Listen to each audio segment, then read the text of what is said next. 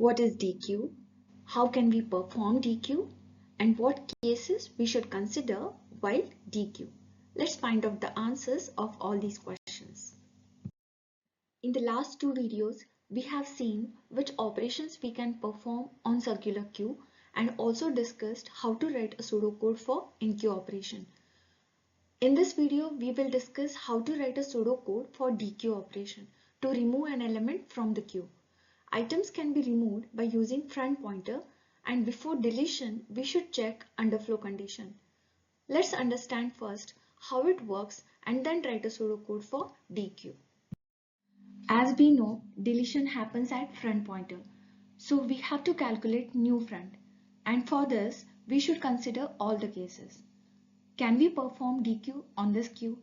Of course not, because queue is empty, and that's the reason front and rear both variables are having index 0. Queue length is also 0 and no elements present in the queue, so we cannot delete any. Now we know at what condition underflow occurs and when we can remove elements. Let's write the steps. If queue length is equal to 0, then display underflow message that queue is empty.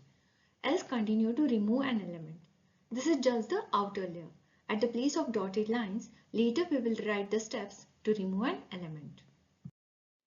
If there is only one element present in the queue, like front and rear are 1 if it's the first element, or if it is present at index 3 and front and rear both are 3.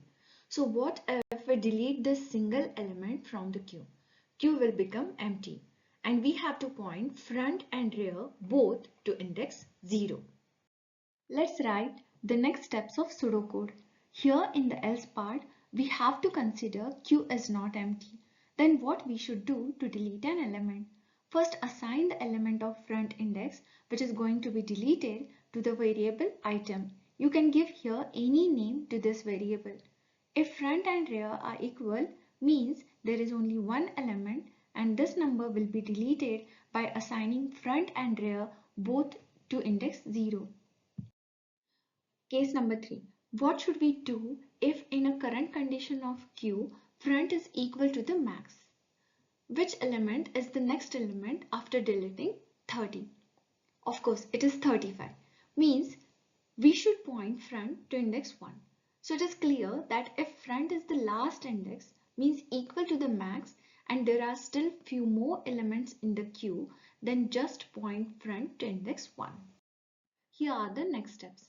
Case 3 is if front is equal to max, means if it is the last index of queue, then assign index 1 to the variable front.